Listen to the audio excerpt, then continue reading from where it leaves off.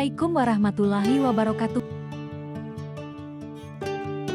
Berikut adalah penjelasan mendalam mengenai suluk dan khalwat dalam konteks spiritualitas Islam tasawuf, khususnya menyoroti aspek pengasingan diri. Meskipun sering berkaitan, keduanya memiliki nuansa makna yang berbeda. Suluk adalah perjalanannya, sedangkan khalwat adalah metode pengasingan dirinya.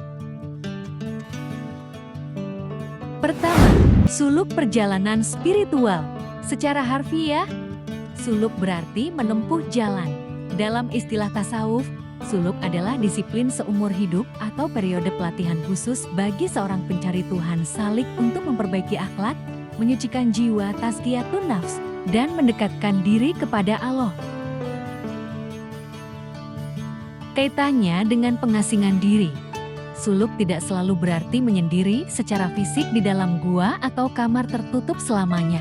Seorang salik bisa saja berada di tengah keramaian pasar, namun hatinya tetap berkhalwat terpaut hanya kepada Allah. Namun, dalam tahap-tahap tertentu, pembimbing spiritual mursyid sering mewajibkan periode isolasi fisik sebagai bagian dari kurikulum suluk. Kedua, khalwat isolasi menyepi. Khalwat secara harfiah berarti kesunyian atau menyepi. Ini adalah praktik menarik diri dari keramaian manusia untuk jangka waktu tertentu dengan tujuan fokus beribadah tanpa gangguan duniawi.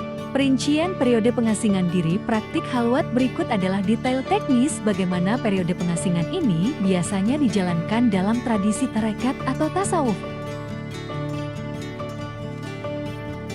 Durasi waktu arba'in 40 hari, ini adalah durasi yang paling umum dan terkenal, merujuk pada masa pengasingan Nabi Musa alaihi salam di Bukit Tursina. Durasi pendek bisa dilakukan selama 3 hari, 7 hari, atau 10 hari seperti iktikaf di akhir Ramadan. Uzlah. Ini adalah bentuk pengasingan jangka panjang atau permanen dari keburukan masyarakat. Bisa secara fisik pindah ke tempat sepi atau mental hidup di kota tapi tidak terpengaruh gaya hidup hedonis. B. Syarat dan adab aturan main selama periode ini.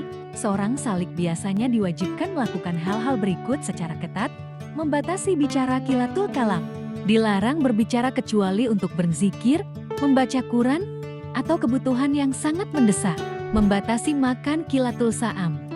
Seringkali disertai dengan puasa di siang hari dan berbuka dengan makanan sederhana, seringkali menghindari unsur hewani atau bernyawa dalam tradisi tertentu untuk menekan hawa nafsu hewani, membatasi tidur qilatul manam, mengurangi jam tidur untuk memperbanyak ibadah malam qiyamul lail, membatasi pergaulan qilatul anam, menutup akses dari berita luar, media sosial, atau interaksi sosial agar hati menjadi cermin yang bening. C. Tempat-tempat khalwat haruslah sunyi, bersih, dan jauh dari gangguan. Kamar khusus di rumah atau di lingkungan pesantren zawiyah, masjid, biasanya menggunakan sekat atau tirai. Alam terbuka, gua atau pegunungan seperti Nabi Muhammad SAW di Gua Hira. Meski ini lebih jarang dilakukan tanpa pembimbing karena berisiko tinggi secara fisik dan mental. D. Tujuan dari periode isolasi ini bukan sekadar menyiksa diri, melainkan untuk mencapai hening cipta, mematikan suara-suara duniawi di kepala, murakabah, merasakan pengawasan Allah secara intens, kasyaf terbuka hijab. Bagi sebagian kalangan sufi, ini diharapkan membuka mata hati untuk melihat realitas spiritual yang tidak tampak oleh mata fisik. Perbedaan ringkas aspek suluk khalwat. Definisi jalan metode umum menuju Allah. Teknik spesifik mengasingkan diri. Sifat bisa dilakukan sambil bekerja atau bergaul. Harus menyendiri secara fisik atau mental total. Waktu seumur hidup atau jangka panjang. Periodik misal 10 atau 40 hari.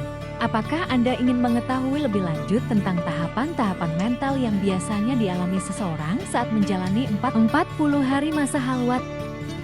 Silakan isi di kolom komentar. Wassalamualaikum warahmatullahi wabarakatuh.